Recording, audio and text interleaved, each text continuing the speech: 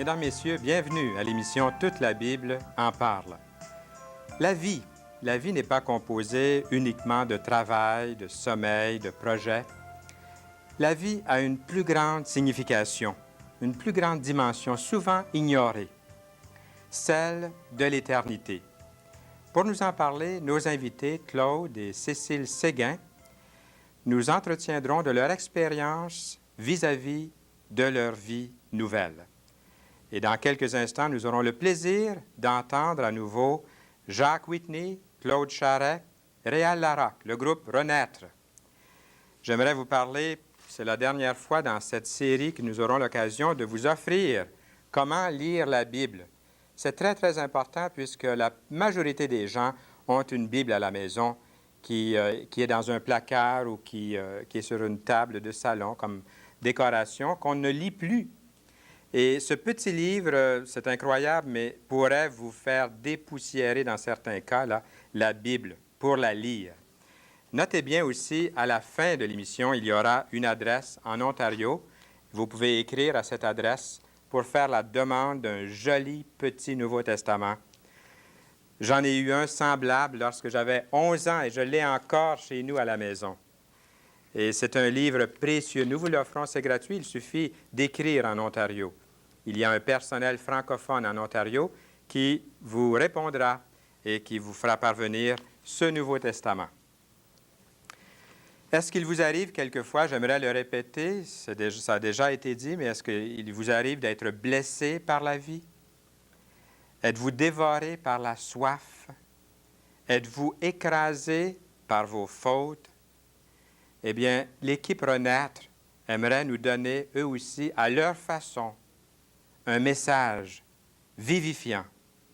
Ils ont trouvé la réponse à toutes ces questions. Et maintenant, nous pouvons les écouter. Écoutez bien les paroles.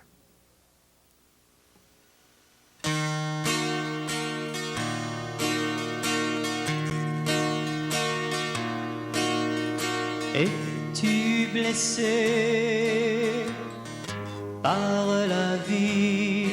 Il est notre médecin. Es-tu dévoré par la soif? Il est notre source. Es-tu écrasé par tes fautes? Il nous pardonne, nous pardonne. Es-tu plongé dans la nuit? Il est notre lumière. Cherches-tu ton chemin? Il est notre guide. Es-tu prisonnier du mensonge? Il est la vérité, la vérité. Es-tu scandalisé par la mort? Il est notre vie. Décide-toi, suis donc Jésus. Il est la liberté. Ce n'est pas facile de vivre avec lui, mais il t'aidera, car il t'aime, car il t'aime.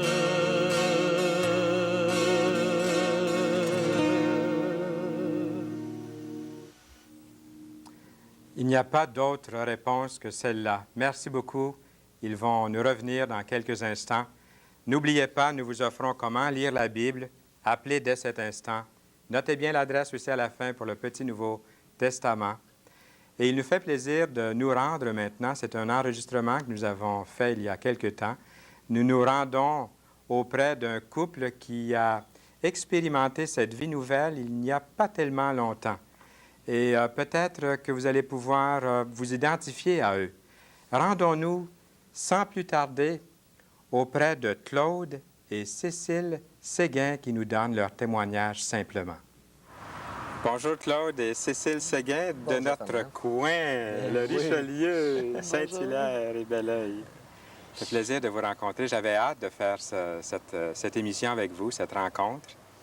Et on aimerait vous entendre parler un petit peu. On va commencer avec Cécile. Tiens, Cécile, tu m'as dit avant l'émission que tu étais debout depuis tôt ce matin. Parle-nous un peu de ta vie. Ah, ben la vie, c'est une vie de mère de famille à plein temps avec 3 jeunes enfants de 7 ans, 5 ans et bientôt 2 ans. Et vous venez tout juste d'aménager. Oui, une nouvelle maison à Saint-Hilaire. Les boîtes? Les boîtes, c'est fini, là. C'est fini, On en là. est sorti. Oui, oui. Et puis, ta profession, Claude? Elle est bien proche de ce qu'on fait présentement. Je Oui. travaille dans un poste de télévision et je suis technicien en prise de son, qu'on appelle. Certains disent ingénieur, mais disons technicien en prise de son, ça me va mieux.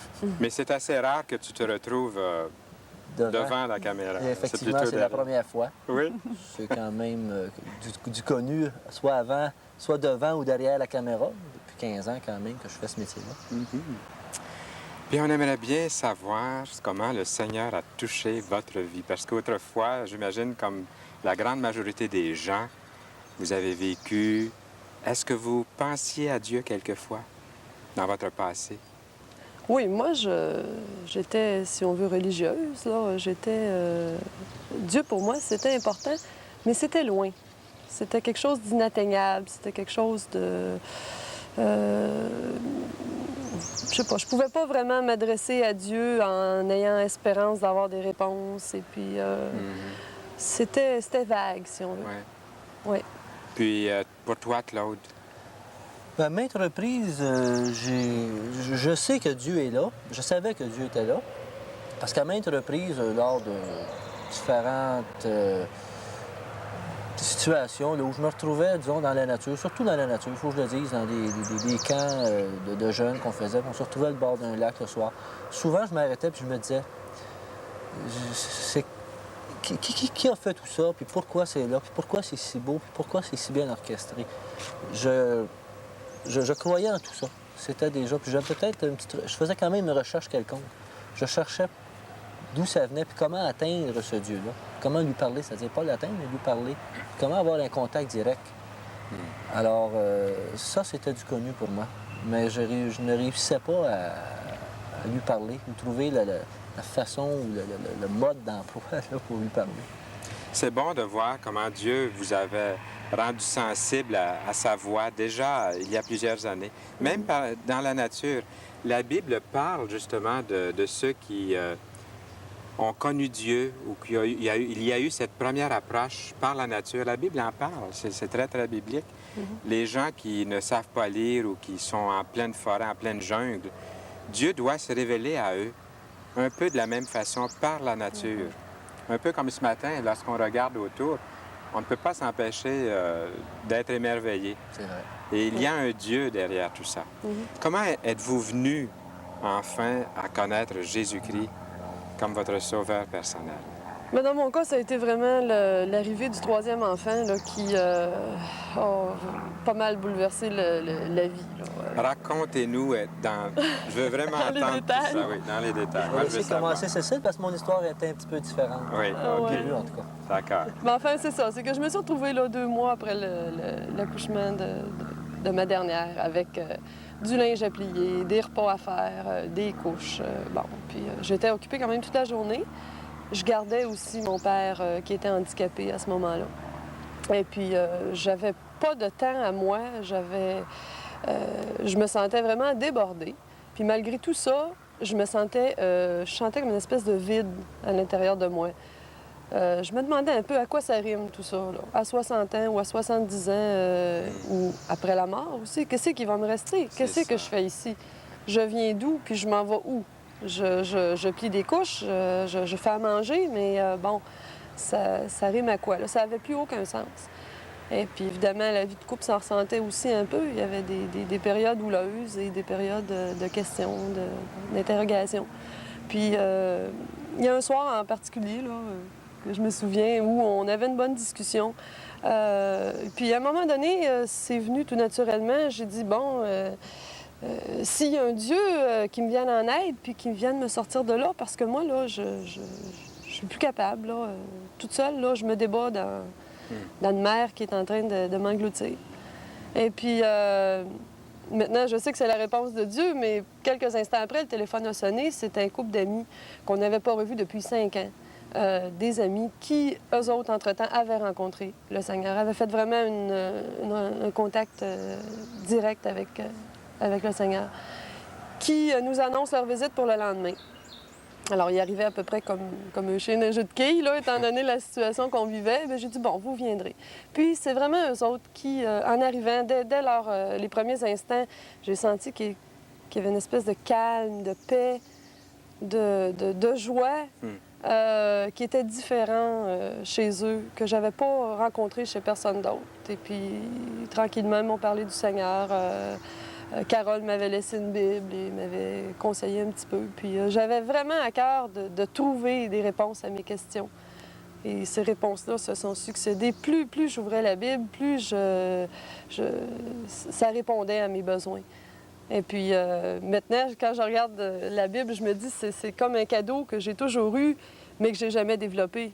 Puis on dirait que plus je développe, plus je trouve des petites choses, des belles promesses, la paix et le bonheur, enfin, que tout le monde recherche dans un tas d'activités ou de philosophies ou de rencontres. C'est toujours éphémère. Et puis, je me rends compte que non, pas dans la Bible. La parole de Dieu, c'est vraiment quelque chose qui dure. C'est par des amis comme Carole, c'était de la parenté, c'était... Non, c'était des amis qui travaillaient avec un copain de travail. un copain de travail. Un copain de travail, un bon copain de travail autrefois, parce que je dis autrefois parce que maintenant, il a changé d'endroit. Et leur vie, leur témoignage vous a parlé. Ah, moi, énormément. D'où l'importance de vraiment, sans faire des efforts, je pense qu'il y a un rayonnement. Le chrétien, partout où il se trouve, il va pouvoir rendre témoignage. Les gens, à leur insu, puis à notre insu, vont être touchés par l'Évangile. Oui. Ça s'est fait comme ça pour toi? Je ne pense pas qu'avoir entendu parler de Dieu de façon, si je peux dire, classique, là, que ce soit dans une assemblée, que ce soit à la télévision ou des choses comme ça m'aurait touché autant que les témoignages d'une personne qui avait vécu un peu les mêmes choses que moi, avec des enfants, des problèmes, des questions. Bon, là, je sentais vraiment là, que c'était quelque chose qui l'avait transformée, elle, et qui pouvait aussi me transformer. Puis je la désirais, cette transformation-là. J'étais vraiment arrivée... Puis pendant cette période-là, je pense que j'ai eu le privilège de vous connaître, pas Claude, mais j'ai eu le privilège de vous connaître lorsque vous veniez aux assemblées. On va parler de ça dans un instant. Mais comment vivais-tu cette période-là, Claude? Bien, c'est vrai. C'était une période difficile, je pense, pour le couple, puis pour chacun indépendamment aussi, autant pour Cécile que pour moi. Cécile est venue au Seigneur bien avant moi, peut-être 6-7 mois sûrement.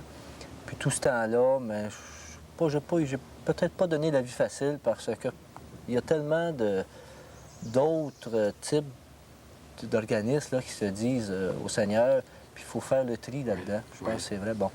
Alors, moi, j'avais d'abord ça. C'est d'abord ça qui est apparu, là, je me suis dit, bon, c'est quoi ça? J'ai pris le temps, j'ai voulu savoir qu'est-ce que c'était. Je voulais pas quelque chose de vrai, quelque chose qui est personnel aussi en même temps. Je voulais pas que ce soit une façon une manière tout simplement qu'on porte ensemble. Oui. Alors, Cécile a eu de la misère, pas de la misère, ça a été long avant qu'elle me convainque, mais je dois dire qu'elle m'a convaincu, c'est bien sûr, parce qu'elle allait aux réunions, là, je lui disais, bon, mais elle me disait que la réunion était de 8 h à 9 h, elle arrivait à 10 h, mais je dis, pourquoi tu es arrivé si tard, la réunion, pendant bien du temps, qu'est-ce que vous faites? En tout cas, c'était pas facile. Qu'est-ce qu'on faisait? Est-ce qu'elle t'a Ouais. dit ce qu'on faisait? Oui, ça, elle me contait quand même tout ça. On lisait la Bible. De lire la Bible, de connaître tous ces beaux passages de la Bible, je les connaissais. C'était quelque chose que pas j'approuvais, là, mais que je trouvais bien. Mais de la façon de me rendre à une assemblée puis de vivre tout ça, c'est ça que j'avais de la misère à faire. De faire individuellement, je pense que j'avais moins de misère. Mais d'aller voir ce que les autres faisaient, puis d'avoir peur d'arriver à quelque part qui ne me plaisait pas, c'est ça qui me faisait peur. Puis la première fois que tu es venu, Ben, c'est là que j'ai trouvé que quelle c'était... impression? Ben, c'est une impression de joie, en fin de compte, puis de délivrance. Dans ce sens que je me suis dit, bon, ben, écoute, tout ce que j'avais pu imaginer, c'était pas ça. J'avais eu à me rendre là 6 mois plutôt que de prendre 6 mois d'attente, puis de martyr, puis c'est ça qui était difficile, puis de me rendre, comme je te disais, d'arriver, puis de dire, bon, ben, c'est tout simplement une rencontre de gens qui ont le goût d'échanger ensemble, puis d'avancer ensemble. Oui. Puis à partir de ce moment-là, mais il y a toujours aussi Réal et Carole, là, nos amis, qui, la première fois, je les ai vus parce que lui, je le connaissais très, très nerveux, très insécure, puis tout ça. Puis de le voir arriver, puis en ouvrant la porte, comme Cécile le dit, en ouvrant la porte, c'était des visages transformés, pas visages transformés, là, mais des gens qui étaient autres que ceux qu'on avait connus. Puis ça m'a marqué beaucoup, beaucoup.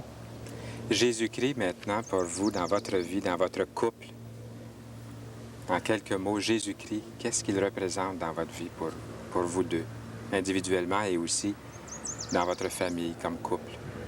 Bien, Jésus-Christ, c'est vraiment maintenant le centre de notre vie de famille, le centre de notre vie de couple aussi. Personnellement, on sait que si on peut avoir un espoir de vie éternelle, un espoir de salut et de bonheur et tout ça, c'est grâce à lui, c'est parce qu'il est venu un jour. Et puis, c'est vraiment quelqu'un de vivant. Comme j'explique aux enfants, c'est un ami qu'on ne voit pas. Oui. Et puis, moi, je vois peut-être mon rôle actuellement comme ça. C'est que c'est pas un rôle de propagation de l'Évangile à un niveau peut-être avec un auditoire très vaste, là. Mais je me dis, il y a les enfants, il y a les contacts autour de chez moi, il y a les voisins, il y a les amis, les parents. Puis des fois, je me dis, c'est des fois plus difficile pour nous d'annoncer l'Évangile à des gens qu'on aime et qu'on respecte que d'annoncer à des gens qui sont totalement inconnus. Et puis, pour l'avenir, Claude, je sais que Cécile s'est engagée un petit peu avant toi, puis tout ça. Puis, qu'est-ce que tu entrevois, toi, dans les prochains jours, semaines, mois, pour Bien là, ta vie on pense baptême, là, le vrai baptême chrétien. Le baptême du Seigneur. Le baptême du Seigneur. À l'immersion. Oui, c'est ça, celui tel qu'il est décrit dans la Bible. Je pense que ce serait un geste, pas juste un geste gratuit, là, mais c'est pour moi aussi un geste pour moi, quand je dis un geste, de vraiment me confirmer à moi-même là, que ce que je fais est vrai pour moi. Parce que c'est ça, j'ai de la misère, dans le fond. Une confession publique que tu es devenu disciple de Jésus-Christ, c'est ça? Oui, c'est ça. Puis je regarde, ça c'est important pour moi-même. J'ai de la misère encore là, à m'ancrer vraiment là-dedans. C'est pas facile.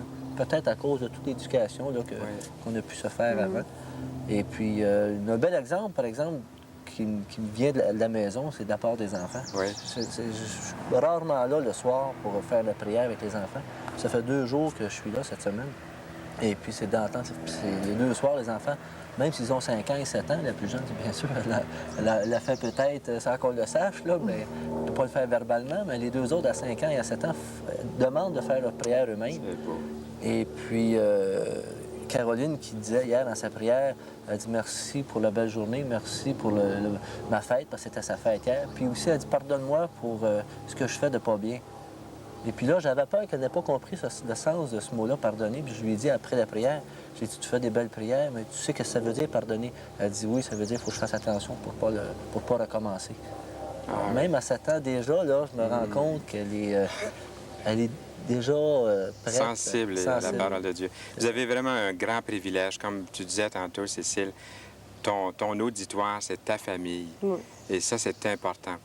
Nous avons quelques petites, peut-être une minute à peine. Est-ce qu'il y a un verset que vous aimeriez partager avec nous en terminant? Mais moi, un Pendant verset une demi-minute. qui m'a beaucoup parlé, c'est un verset de Romains 8 qui dit Nous savons que Dieu travaille en tout pour le bien de ceux qui l'aiment, de ceux qu'il a appelés selon son plan. Moi, je trouve que ça me sécurise énormément de savoir que tout ce qui m'arrive, c'est pas le hasard, c'est pas le destin, c'est Dieu qui a préparé ça pour moi. Que ce soit des choses difficiles à passer ou des moments heureux, ça fait partie de son plan et je sais que c'est pour vraiment mon bien. C'est ce plan-là, moi, quand je parlais du baptême tantôt, c'est ce plan-là que je commence à me dire, mais il existe vraiment, puis c'est celui-là qui est là. Il faut y croire à ce plan-là. Claude et Cécile Séguin, il va falloir revenir à l'émission Toute la Bible en parle.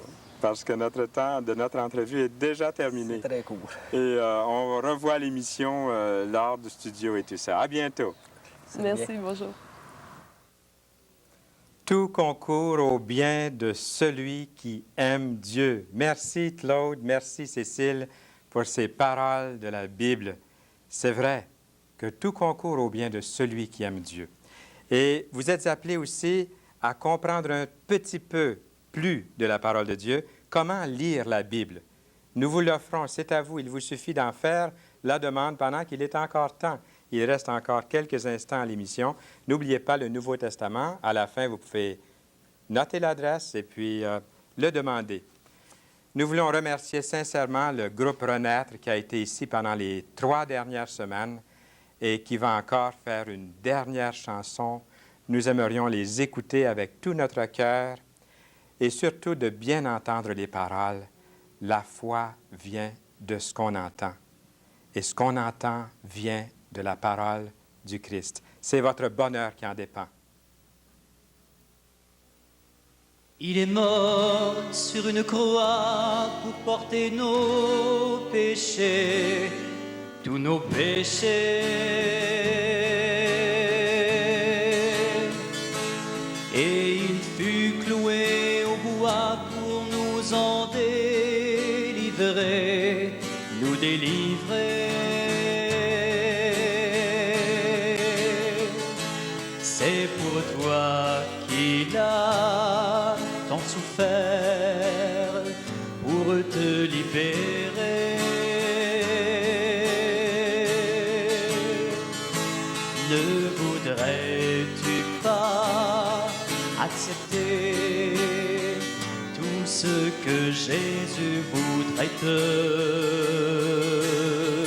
donner?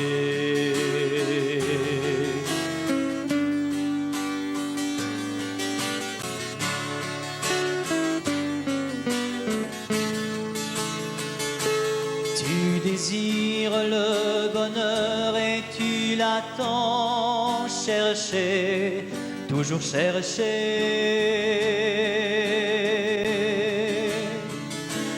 Tu penses le trouver ailleurs, mais tu t'es bien trompé, oui bien trompé.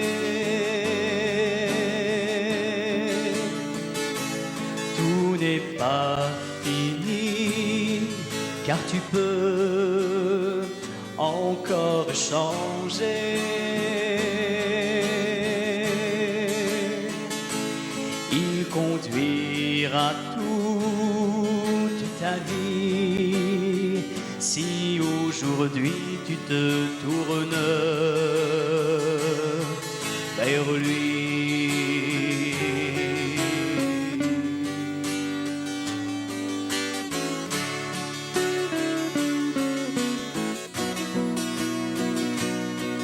Il est mort sur une croix pour porter nos péchés, tous nos péchés.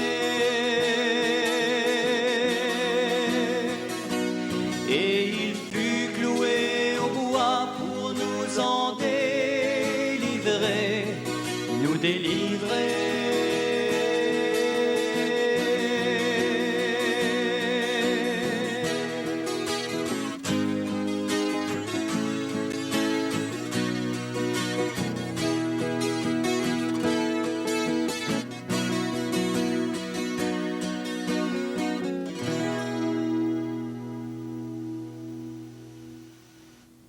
Cette grande délivrance procure le vrai bonheur. Merci beaucoup et revenez-nous.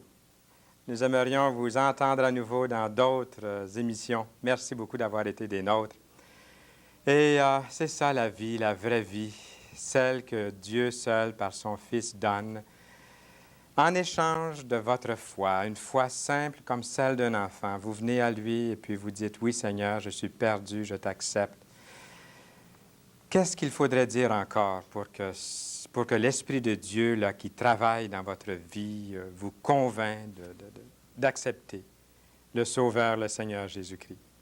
Est-ce qu'il y a encore quelque chose qu'on n'a pas dit, quelque chose qu'on n'a pas mentionné au cours de ces émissions qui fait que vous retardez toujours et vous remettez toujours à plus tard? Est-ce que l'Esprit de Dieu ne travaille pas dans votre cœur aussi? Est-ce que des fois, vous n'entendez pas la voix dans votre esprit, dans votre cœur qui dit « Jésus-Christ est mon Fils, Jésus-Christ a donné sa vie pour toi et qu'est-ce que tu fais de ta vie, de tous les instants, de tous les jours? » Plusieurs ont déjà accepté le Seigneur Jésus-Christ comme leur sauveur personnel. J'en connais des centaines, des milliers. Il y en a ici aujourd'hui, à l'heure même où je vous parle, pendant cette émission, dans l'équipe. L'équipe de toute la Bible en parle est là. Bénévolement, ils se dévouent pour apporter l'Évangile. Ils ont accepté le Seigneur. Ils ne peuvent pas le faire pour vous. Quand allez-vous vous décider pour Jésus-Christ? Quand allez-vous prendre votre Bible et lire qu'il est le chemin, la vérité et la vie et que c'est pour vous? L'Esprit de Dieu travaille dans votre cœur. Eh bien, c'est Chuck de Souza qui sera là la prochaine émission. Claude Trottier de Montréal viendra témoigner. À bientôt, chers amis.